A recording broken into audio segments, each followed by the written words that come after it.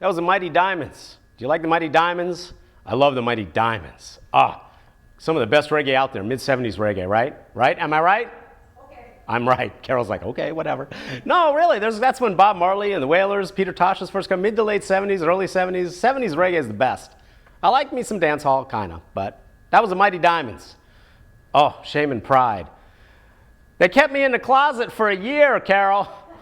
I've been gone a year. They put me in the closet over a year and 2 months, almost exactly a year and 2 months. This monkey's been in the closet. Oh, you know what though? I had a nice nap. It was good. I woke up a year later, and look what you monkeys have done. What have you done to America? Oh my God. I just think about Jeb Bush every day, Carol. Every day. Every new Donald Trump story, I'm thinking, Jeb Bush.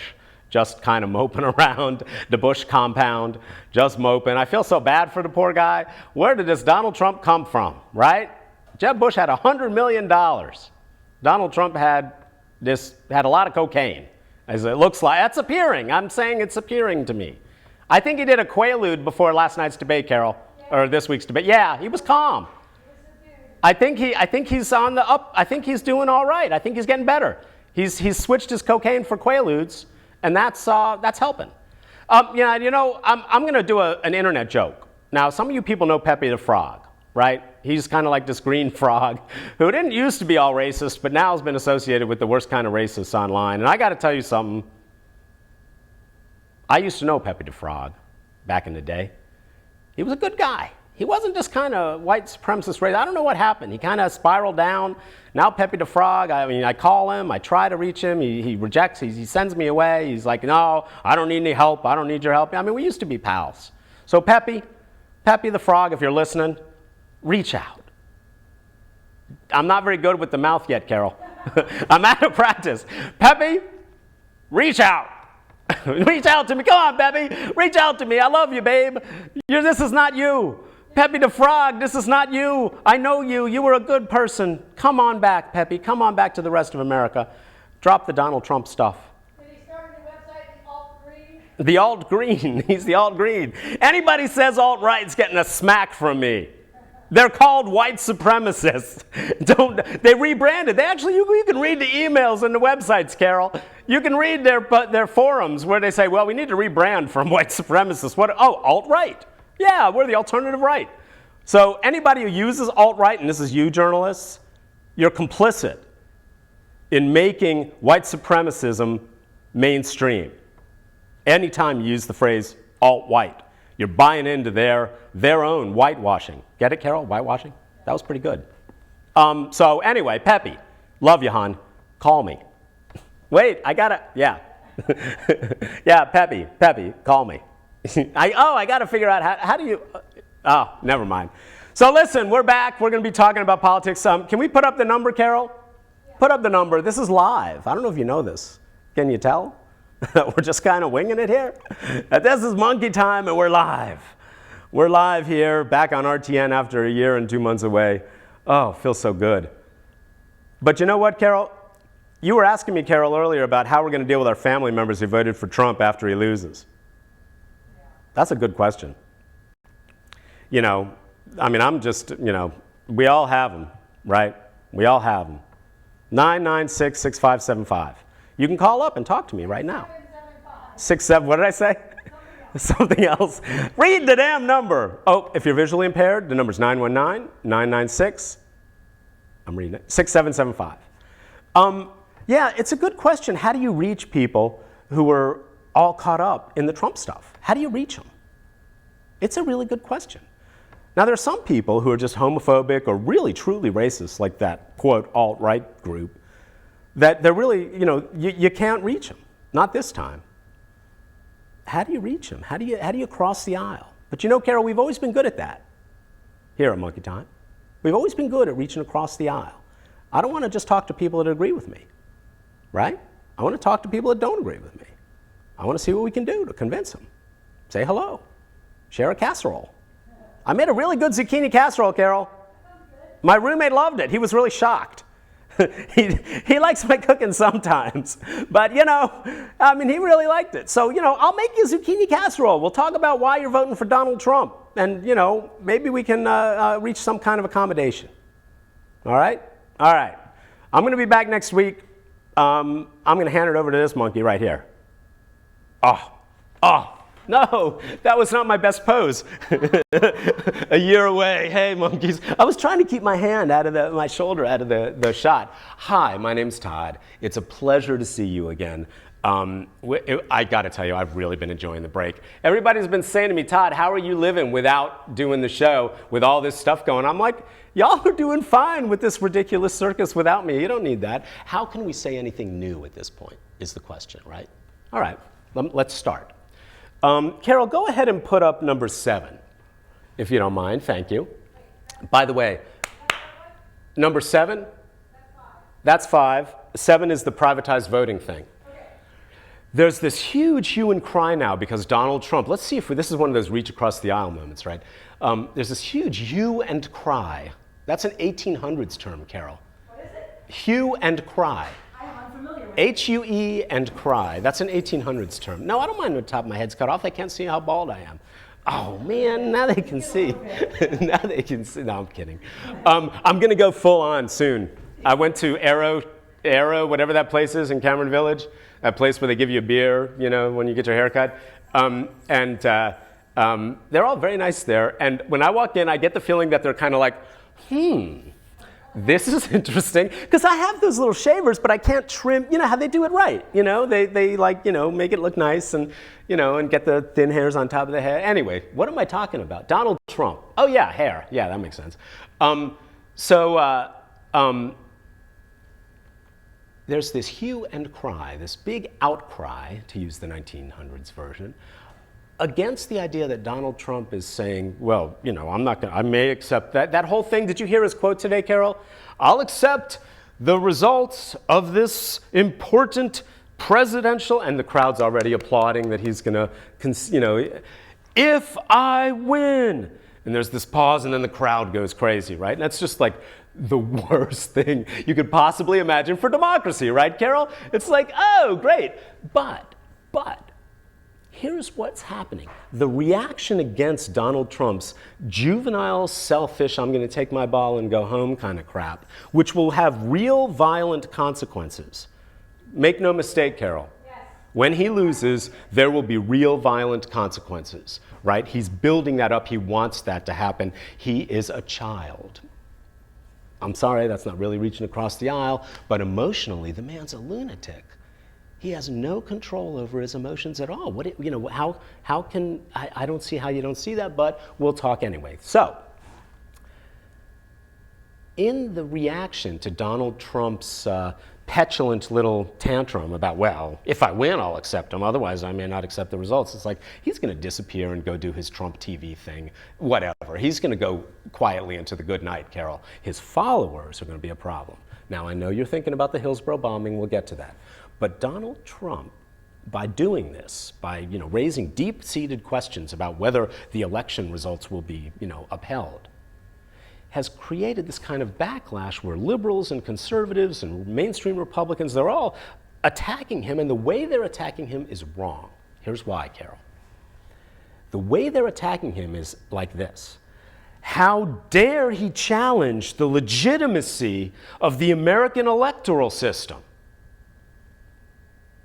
Now, he's talking about, black neighborhoods in Philadelphia and Chicago where Mitt Romney didn't get a single vote, right? Those examples in 2012. Like, shocker, right? Deep black neighborhoods in the heart of Philadelphia. But there is a racist thing here where he's only pointing to these black sites where there's voter fraud. Well, in North Carolina here, where did we see voting machines flipping votes in North Carolina? Which party was benefiting? We've seen it over and over and over again. There are small instances that make the press where someone notices, but these privatized electronic voting machines by private companies, which courts have ruled own the software. The state cannot get a look at the software that tabulates the votes. It's called black box voting. 80% of the votes in America this year will be counted on electronic voting machines that are owned by private companies. Now, liberals will say, well, then they're all owned by Republicans. It doesn't matter.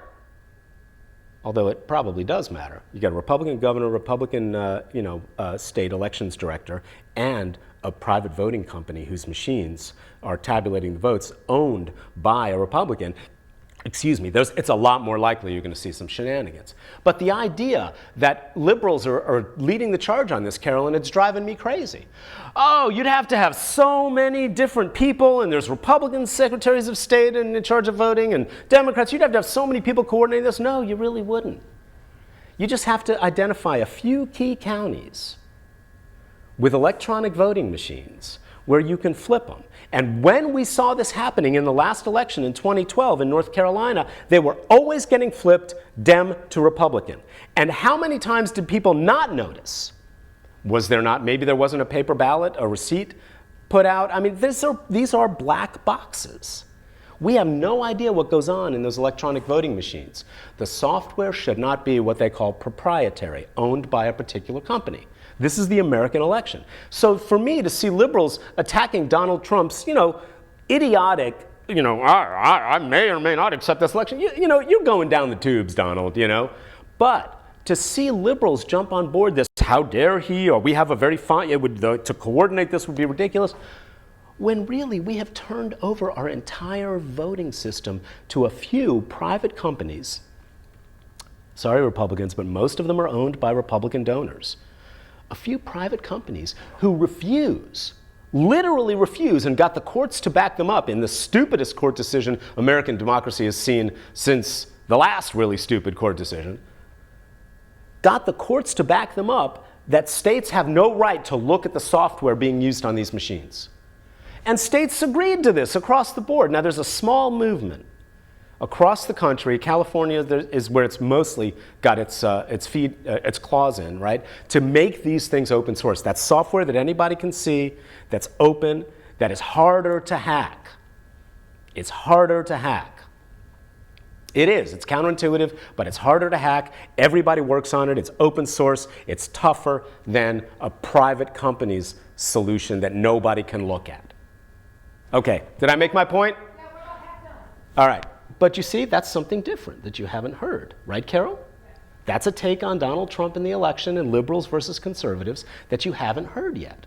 Anywhere else, I guarantee you, liberals are making a mistake by jumping on board this. How dare he challenge the legitimacy? Because there are plenty of reasons to challenge the legitimacy of our current crappy privatized voting system. Okay, let's do number 5. I couldn't bring myself to watch I've watched clips, much of the McCrory-Cooper debate. For one thing, Roy Cooper is the only human in North Carolina who makes Pat McCrory look like he has personality. I'm sorry, Roy Cooper has, position-wise, I'm much closer to him. As you can tell, I'm mostly liberal, although I'm an unaffiliated voter, and I'll vote for who I damn well please, regardless of party. But I'm not trying to lie. I tend to vote left and Democratic 99% of the time, 90% of the time, I'll say. But Cooper's just got no charisma. And it's really sad, because someone with charisma would be hammering McCrory to the wall. Instead, it's pretty close. And it looks like Cooper's going to pull it out. But a few counties with these electronic voting machines, who knows? I would go for Wake, Mecklenburg. There's a couple of counties that are flippable here very easily. And since so many Republicans can't bring themselves to vote for Donald Trump, a scenario, see, unlike previous elections where if you had a huge vote for Mitt Romney and then a really, or a small vote for Mitt Romney and a big vote for the down ballot Republicans, you could say that might be indications of fraud, right, Carol? Some kind of shenanigans. But in this case, that would cover Donald Trump. Oh, yeah, and they didn't come out to vote, but oh, yeah, there's all these Republican votes now down ballot because, you could argue most Republicans don't like Trump, but they're going to, vote for the other Republicans down the ticket. Anyway, long story short, they talked about trans stuff, and McCrory continues to lie in the defense of bigotry. That's really all it is. His latest move is one of the most disgusting things I've seen happen this year. When he told Cooper, this is Pat McCrory, our current Republican governor, telling Roy Cooper, well, if you take out the gender part, I will be happy to leave the other stuff alone. And this is a battle that's been fought and settled in the gay community years ago, gay and lesbian community. Remember this, Carol? When there were gay leaders talking about how, well, we can get, some discrimination stuff if we just leave the trans people out. And the pushback was huge. And there are probably still lesbian, gay, and bi people who say, well, let's get ours and then we'll get the trans people on board later, right? It doesn't work that way.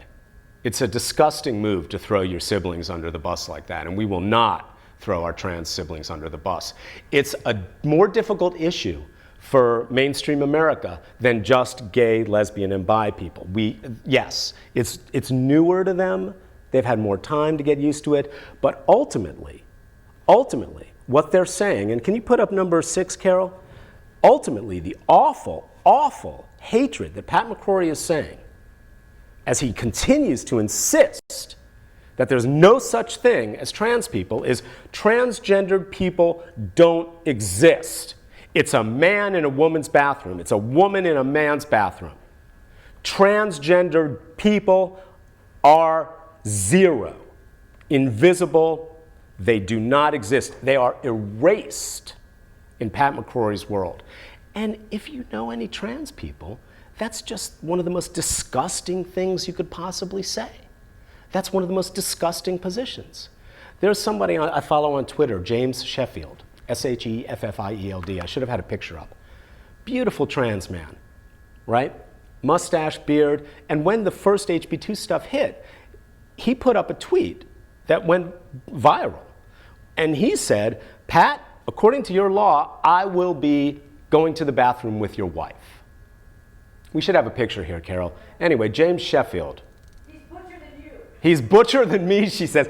Well, sweetie, that doesn't take much. But I can, no. See, now having done that, yeah, I can be butch too. I believe the proper term in Craigslist ads, Carol, is versatile. I believe versatile is the word we're looking for here. But yes, James Sheffield, a trans man whose birth certificate says he was born a woman, and he, according to North Carolina law, would have to go to the same bathroom that Pat McCrory's wife uses, is indeed butcher than me, and looks it. It's a ridiculous law in order to believe that this law is correct and the right thing to do, which I don't think Pat McCrory does. He's just doing it for political expediency. You know what I mean? He's just doing it because he's got to keep his base. He knows better, which makes him despicable. But you have to say, James Sheffield, you do not exist. You're a woman. It's ridiculous, and it's evil. It's an evil erasure of whole human beings, a whole class of human beings. We know intersex people happen. They're rare, but they happen. People are born with both male and female parts. We know that there are ultra-butch men and ultra-butch women and ultra-femme men and ultra-femme women. We don't know how or why all this stuff works out. Most people are somewhere in between all of these vast possibilities. And all of that gets chopped down and thrown in the trash and erased. Men, women, in Pat McCrory's world. It's untrue, it's disgusting, unscientific, and immoral. Can I go on? I mean, it just erases a whole class of humanity that exists and is right there looking at you, talking to you, telling you the experiences of their own lives, their own struggles. And Pat McCrory is just like, I don't want to hear it, you don't exist. Men in men's rooms, women in women's rooms. And then when you ask him directly, where does James Sheffield fit, he just avoids the question. Sorry, James, I should have told you I was going to talk about you. I just thought your tweets, and you're a great person to follow on Twitter. Okay, can we put up number 8? Hi, I'm covering 3 issues, Carol, in 1/2 hour. Oh, what? Look at you go. Look at me go. I'm actually moving on. This is a good one. I watched the debate. Was it last night? Yes. The days just blur together in this damn election. God, please, giant meteor, please end it soon. We had Carol, since the last show, I just want to point this out. Since our last show, which was August 19th, 2015, right? Well, that's what it said in the date when I pulled up the software. I was like, wow, it's been a year and 2 months. Since our last show, there have been not 1, but 2 near-miss asteroids coming from our blind spot in the sun that passed in between the Earth and the moon. That is a true fact. Donald Trump, Hillary Clinton, Pat McCrory, Deborah Ross, Roy Cooper, and Richard Burr can all agree on. That's true. I'm just getting excited because I don't want to die suddenly. I know I'm going to die. I know I've got fewer days in front of me than behind me. I mean, they tell me I look young, Carol, but you know better, right? I mean, this beard grows in gray. I got gray hairs here, Anyway, I got fewer days, so I'm going to die sooner rather than later, I guess. But I don't want to die. I mean, why are we not investing huge amounts of money? Obama wants to go to freaking Mars. That's a stupid thing. Stupid. First set up a base on the moon, and then let 3 presidents down the road, after we've had 20 years of living and experiencing life in outer space on the moon, which is closer, then go ahead and do Mars. But Obama, his space policy is the stupidest thing I've ever heard. He actually sat in a room with Buzz Aldrin and said, the moon, well, we've already been there. That was his, what am I talking about? Asteroids? Oh, right. So, giant meteor. And that reminded me of the asteroids, which reminded me how damn stupid Obama's NASA space plan is. It's just dumb. So, what was I talking about? Chris Wallace. Chris Wallace. How did I get from asteroids to Chris Wallace? So, I watched the debate. The days all blur together. Giant meteor ended soon. Oh, okay. Now I'm back where I started 3 minutes ago. I watched the debate. And the way that rich millionaire journalists like Chris Wallace frame the discussion about entitlements, you should be really, really disgusted by. He framed it as, well, Social Security is going to be, Medicare is going bankrupt in 2020, Social Security is going bankrupt in 2030. Neither of those things are true. Neither of those things are true. And unless we do some sort of, reduction in benefits, then, what's your solution? Rich millionaire Chris Wallace. Now, to her credit, Carol, Hillary mentioned briefly, in the briefest of mentions in her answer, raising the cap. Now, raising the cap should have been the entirety of Hillary Clinton's answer. I heard in 5 minutes? Okay. The entirety of Hillary Clinton's answer. Here's the cap on Social Security taxes. It's going to go up next year a little bit. You and I, on all of our salaries, being non-millionaires, right? You and I, we pay Social Security tax on our entire income. But this year, the cap is, I wrote it down, $118,500. Any income you make over $118,500 is exempt from any Social Security tax. But you still get your full Social Security benefits. The cap is there just to help rich people who don't need it. Now, this year, because of some finagling, the cap is going to go from $118,000. So Mr. Rich Millionaire Chris Wallace, journalist, right, is going to have to pay Social Security taxes on $127,000 of his income. But millionaires and billionaires don't pay Social Security, or even 500,000aires don't pay any Social Security tax on any of their income over, starting next year, $127,000. Do you know, if we just raise the cap to $250,000, so rich millionaire journalists like Chris Wallace and all the rest of them, Anderson Cooper, Bill O'Reilly, all of them, they don't talk about raising the cap because it hurts their pocket. If we raise the cap to just $250,000, so anything the rich millionaire Chris Wallace would make over $250,000 is still exempt. But if we just raise it so that everybody pays Social Security tax on the first $250,000 of their income, Social Security would be solvent for the next 70 years. 60 some cases I've read, 75 in others. So let's say 60. Be conservative, because I'm a conservative guy. Are you hearing me? So here's this rich, can I say bastard? That's like a British, historical term. So here's this rich bastard, Chris Wallace, in front of the entire country, telling the two, framing the question about entitlements to the two candidates for president. Well, we're either going to have to cut benefits or they're going to go exempt, or they're going to go bankrupt. ignoring completely the real issue that could solve this whole problem very easily on a relatively small handful of Americans at the top. Instead, what Chris Wallace is saying is they're going to slowly, every year, year by year, raise the age at which you start getting Social Security. Are you hearing me, 40-year-olds? Every year, watch, it's going to happen in our lifetimes. Every year, they're going to start raising the cap on Social Security. And then they're going to start lowering the benefits on Social Security, little by little, instead of making rich bastards like Chris Wallace pay a tax on the first $250,000 of their income. All right, are we done? 2 minutes. All right, 2 minutes. Put up number 9. I really wanted to make that point tonight. I really wanted to make that point. There's a website, a new website called RaleighAgenda.com. It's one of these hyperlocal news sites run by Grayson Curran, who's one of the most fabulous, he and his partner, Tina, are two of the most fabulous activists in Raleigh right now and in the Triangle right now. They do really challenging, interesting stuff. I don't always agree with every one of their tactics or think they're all fantastic, but they're generally really sharp and they raise a lot of money, they get people off their ass. Anyway, RaleighAgenda.com is a great site, hyperlocal.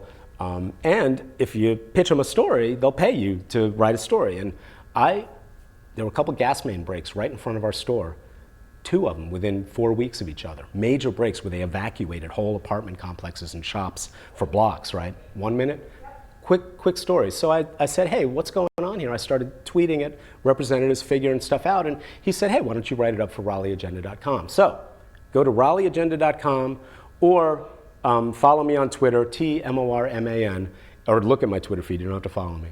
And you'll find the article I wrote. What's happening is there's so much construction that PSNC has had to scramble to keep up with trainings. They used to just do those, buy or call before you dig billboards. Now they're doing twice monthly bilingual trainings of crews from Google Fiber and all these people that are digging up utility lines and breaking them, right? Anyway, RaleighAgenda.com, great little hyperlocal news website. And I have a piece there this morning about the gas line breaks. 15 seconds. 15 seconds. Take care of each other. Love your Trump-supporting relatives from afar. Keep them distant until after the election. And we'll see you in 2 weeks. 2 weeks.